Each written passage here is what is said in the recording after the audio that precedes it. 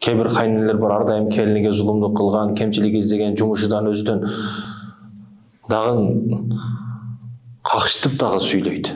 Баланча кошунамдын келинин ата-энеси мындай нерсе бериптир кайненесиге, мындай нерселер галош алып бериптир деп ушинтип какшытап сүйлөйт.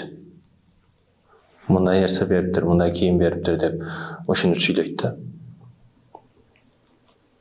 Албетте келинине зулумдук кылгандар бар. Бирок өзүнүн да кызы бир жерге келин болуп барышын билбейт ал. Кайтар дүйнө экендигин түшүнүштү каалабайт. Себеби жанында бирөө супер солдат болуп турса, универсал солдат болуп турса, ошону кыйнап эзгиси келе берет да. Ол нафс каалоо каалайт да, шайтан ошого түрткү берет. Анан өзүгө дагы жол издейт. Менин рахматылык кайненем ушундай кылган эле, мен да ушундай кылышым керек деген системаны башка киргизип алган. Жок, андай эмес. Сен тентек болсоң, кайненең тентек болсо, сен тентек болушуң шарт деген эмес. Кайненең 10 этаждан ташаса, сен ташашың керек деген эмес. Адамдардын бардыгы акмак болуп калса, сен акмак болдуң, акмак болушуң керек шарт деген нерсе дагы туура эмес негизи. Ушундай принципке туруп алгандар бар калп эле. Бир нерселерди укканды каалабайт. Атасы айтат, аны укпайт. Өмүрлүк жолдош келинге зулум кылба, бул жамандык, башка десе дагы, сиз токтоп туруңуз, сиздин апаңыз мага нелерди көрсөткөн. Эмне гана жамандык күндөрдү көрсөткөн, мен алардын бирин дагы көрсөткөн жокмун деп келин багышка зулумдук кыла берет.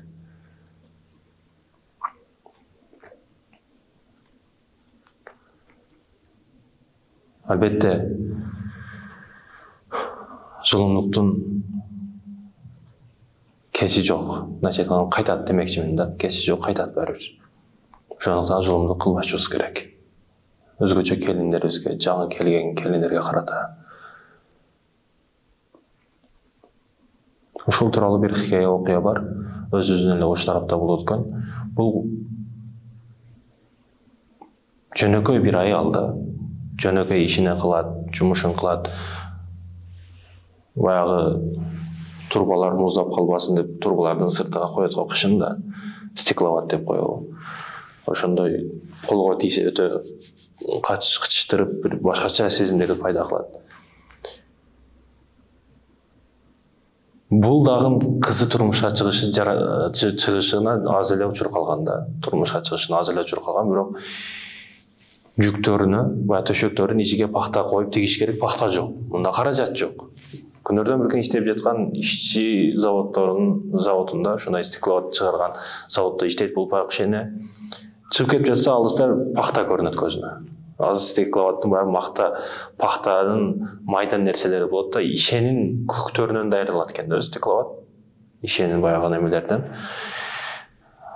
Ошондон кычыштырат, башка кылат деген маселе да. Анан бул акырыналардан, башкалардан муну не десе, не кыласыңар десе, бул мусор дейт экен. Мусордан көрө мага бербейсиңер, мага керек десе, макул алыңыз деп, ошентип алып барып төшөк кылып тигет экен баягыларды. Кыздын келинин жүк катары себеп кылып төшөктөрдүн арасына коюп тигет экен. Той болот. Тойдун эртеси күнү кыз дагы, күйөө баласы дагы каза болот. Көз жумат.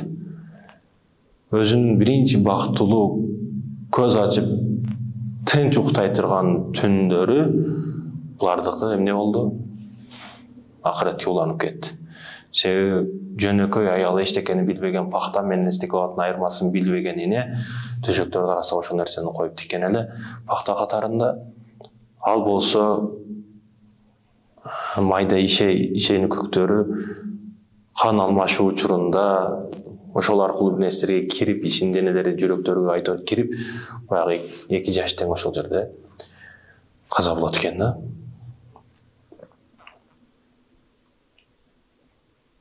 Айтайын деген маселе, бизде Кыргызстанда, Өзбекстанда пахта өтө көп. Бул макул, бул башка өлкөлөрдө пахтаны түшүнбөгөн, билбеген өлкөлөрдө болуп өтсө го макул. Бирок ушул окуялар башка жерлерде дагы болуп өткөн. Болуп өтүп жатат дагы. Эмнени айткым келди? Бүгүн кыйнабашыбыз керек. Жүк деп, мебел деп, Дагы калын деп бир нерсени никенин эң азы жакшы го, негизи калындагы эң азы, махырдын эң азы жакшы. Ошондуктан